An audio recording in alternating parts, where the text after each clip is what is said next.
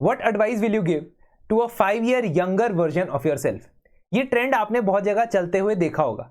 UPSC mains की preparation में मैं भी इस बारे में सोच रहा था और मैंने रियलाइज किया कि मेरी तरह बहुत सारे कैंडिडेट्स 5 मिस्टेक्स ऐसी करते हैं जिनके कारण कुछ ना कुछ तरीके से यूपीएससी मेंस में वो रिक्वायर्ड परफॉर्मेंस नहीं दे पाते हैं। I have given 3 mains and 2 interviews and I have also faced a scenario जहां पे मेंस में मेरी परफॉर्मेंस अच्छी नहीं थी बहुत ज्यादा। साथ ही साथ मैंने बहुत सारे टॉपर्स और ऐसे कैंडिडेट्स को गाइड भी किया है जिनके मार्क्स बहुत अच्छे इंप्रूव हुए हैं ओवर अ प्रीवियस ईयर्स। इसीलिए मैं इस एक्सपीरियंस से आपको 5 चीजें बताऊंगा। सबसे पहले आंसर राइटिंग में हम पहली गलती ये करते हैं that we are waiting for getting the ideal content. हमारे पास बिल्कुल सूटेबल टेलर मेड कंटेंट जब तक तैयार नहीं हो जाता तब तक हम एक भी आंसर नहीं लिखते, not even one answer. Although content is very important and one must understand कि कम से कम 2.5, 3, 4 महीने जब तक आप नहीं पढ़ लेते हो आप एक डिसेंट यूपीएससी मेंस का आंसर नहीं लिख सकते हो। लेकिन एक वक्त ऐसा आना होता है जब आपको पता लगे कि भाई अब एक आंसर लिखना डेली स्टार्ट करना है, उसके बाद 2 आंसर, उसके बाद एक सिटिंग में कम से कम 10 आंसर लिख के उठूंगा और उसके बाद फुल लेंथ टेस्ट। तो प्रैक्टिस हमेशा ज्यादा प्रायोरिटी रखनी चाहिए rather than keeping on increasing your content. दूसरा, आप जो शेड्यूल बनाते हैं उस शेड्यूल में आप सब कुछ एक ही दिन में फिट करने की कोशिश करते हैं, जैसे जीएस का स्टैटिक, जीएस का current affairs, optional, newspaper reading, answer writing practice, MCQ, ये एक ही दिन में करने की कोशिश करते हैं। So you try to do everything but you end up doing nothing. इसका मतलब आपकी स्ट्रीमलाइनिंग ऑफ वर्क थोड़ी यहां पे जरूरी है। तीसरा, आप अपने आंसर्स को फीडबैक के लिए दे तो देते हो लेकिन उसका जो इवैल्यूएशन मिलता है उसको कैसे हैंडल करते हो, उसको कैसे नेक्स्ट आंसर के अंदर इनकॉर्पोरेट करते हो, क्या आपको सही फीडबैक मिलता भी है, रेलेवेंट फीडबैक मिलता भी है, नहीं। स्टूडेंट कई बार आंसर राइटिंग प्रैक्टिस करते रहते हैं बट उनके आंसर में ग्रेजुअल इंप्रूवमेंट देखने को नहीं मिलता है। चौथा, पेपर स्पेसिफिक डिमांड्स को एड्रेस करना बहुत जरूरी है।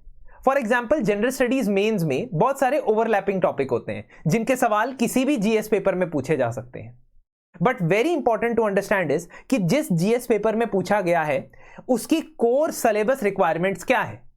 फॉर एग्जाम्पल जब हम इस क्वेश्चन को देखते हैं जो साल 2016 में GS2 पॉलिटी गवर्नेंस में पूछा गया था, वहां पे पब्लिक मोरालिटी पे एक सवाल है जिसमें यह कहा गया कि what are the legal, what are the political, economic, social, cultural factors that have caused the decline of public morality in India. अब मोरालिटी का सवाल अगर यही या इस प्रकार का सवाल GS4 में आता है, एथिक्स में आता है, तो आपसे एक्सपेक्टेशन वहां पे यह है कि आप एथिकल थ्योरीज के बेसिस पे अपना आर्ग्यूमेंट सेट करोगे। सो मोरालिटी का आर्ग्यूमेंट आप Buddhist ethics, Jain ethics, Bhagavad Gita, Mahatma Gandhi, BR Ambedkar, Plato, Aristotle, Immanuel Kant, Thomas Aquinas, इन सब लोगों के आर्ग्यूमेंट्स के ऊपर आधारित रखोगे। यहां पे ये एक्सपेक्टेशन नहीं। That means if similar questions is asked, अगर सिमिलर क्वेश्चन पूछा जाता है तो आप दोनों पेपर में अलग तरीके से आंसर करेंगे। सेम वे एनजीओस के बारे में जब GS2 में पूछा जाता है यहां और GS1 में पूछा जाता है नॉन गवर्नमेंट ऑर्गेनाइजेशन के बारे में, तो GS1 में वो सोसाइटी के पर्सपेक्टिव से ज्यादा पूछ रहा है। इसलिए एनजीओस का role in family, in marriages, in caste system, in gender imbalance, इसके ऊपर ज्यादा देना है। जबकि GS2 के अंदर we are talking more about the governance aspects of the things, how schemes and policies for the vulnerable section should be implemented. Similar question but approach different होनी जरूरी है, ये आप कई बार मिस कर देते हैं। एंड लास्टली, मेंस लिखने का जो फिजिकल चैलेंज है उसको अंडर एस्टिमेट करते हैं। 3 घंटा सुबह पेपर लिखने के बाद जब आप एक्चुअल यूपीएससी मेंस का एग्जाम लिखेंगे और मौसम हो सकता है फेवरेबल हो, फेवरेबल ना हो, 3 घंटे सुबह पेपर लिखने के बाद थोड़ी देर के बाद 3 घंटे और, फिर अगली सुबह आके 3 घंटे और, फिर अगली दोपहर को उसी दोपहर को 3 घंटे और आपने पेपर लिखना है and you have to repeat it for 2 more days। तो इसका मतलब यह है कि rather than just being a mental endurance challenge, it's a physical endurance challenge. और अगर आप 3-3 घंटे बैठ के या 2.5 घंटे बैठ के टेस्ट नहीं लिख रहे हैं तो आप ट्रस्ट मी, आप ऑलरेडी 30% जनता से पीछे चल रहे हो जो मेंस एक्चुअल में लिखने वाला है। इन्हीं सब प्रॉब्लम्स को रिजॉल्व करने के लिए स्लीपी क्लासेस क्या क्या ऑफर करता है आप एक बार सुन लीजिए। सबसे पहले तो आप अगर कंटेंट के ऊपर इंप्रूवमेंट चाहते हैं, आपको स्पेसिफिक सब्जेक्ट्स में या एंटायर जनरल स्टडीज 1, 2, 3, 4 के अंदर कंटेंट को लेकर कंसर्न्स हैं, तो मेंस क्रैश कोर्स के अंदर आपको वो कंटेंट को लेकर कंसर्न्स वीडियोस के थ्रू, लेक्चर्स के थ्रू और नोट्स के थ्रू कवर कर लिए जाएंगे। एंड इसमें भी आपको 1:1 मेंटोरशिप सेशंस अवेलेबल रहेंगे, टेलीग्राम ग्रुप में ऐड कर दिया जाएगा। वैल्यू एडिशन ऑफ आंसर्स कैसे करना है इसके ऊपर एक्सप्लिसिट गाइडलाइंस मिलेंगी। साथ ही साथ अगर आप एंड्योरेंस वाला मामला टेस्ट करना चाहते हैं, खासतौर पे 2025 के लिए, which is fundamentally very important, कम से कम मेंस लिखने से पहले आपको 15 के आसपास जीएस के टेस्ट लिखने चाहिए। That is the ideal number, 12 to 15। तो वो आपको प्रोवाइड हो जाएगा टेस्ट सीरीज के अंदर।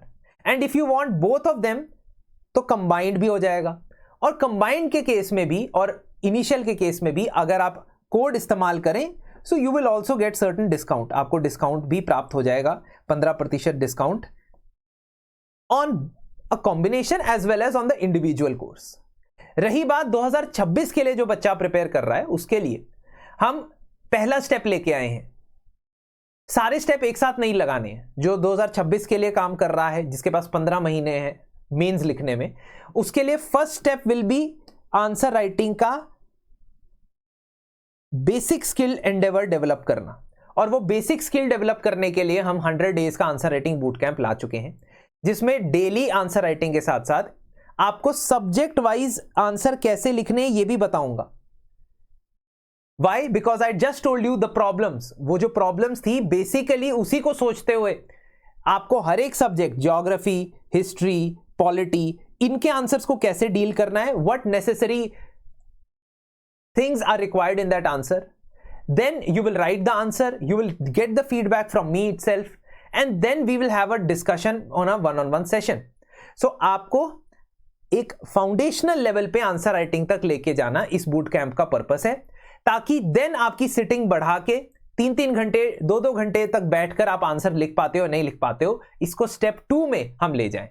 और यहां पे आपको वंस अगेन, अगर आप स्कोर हाई कोड का इस्तेमाल करते हैं, you will get a 15% discount.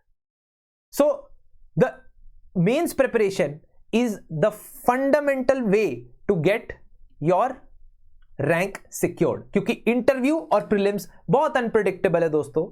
Trust me, when I see me and many other candidates who have passed through the stage or who have not passed through the stage, सबका यही मानना है, ये unanimous है। इसके अलावा अगर आप 2026 की तैयारी कर रहे हैं तो ये हमारा जीएस का प्लानर है। इस जीएस के प्लानर को आप हमारी वेबसाइट पे जाके डाउनलोड कर सकते हैं, जिसमें सभी सब्जेक्ट्स के माइक्रो टॉपिक्स लिखे हुए हैं। इसके अलावा अगर आप हमारे सॉल्व्ड पीवाईक्यूज देखना चाहते हैं मेंस के लिए, this can also be downloaded from the website। धन्यवाद और मिलते हैं आपसे जल्द।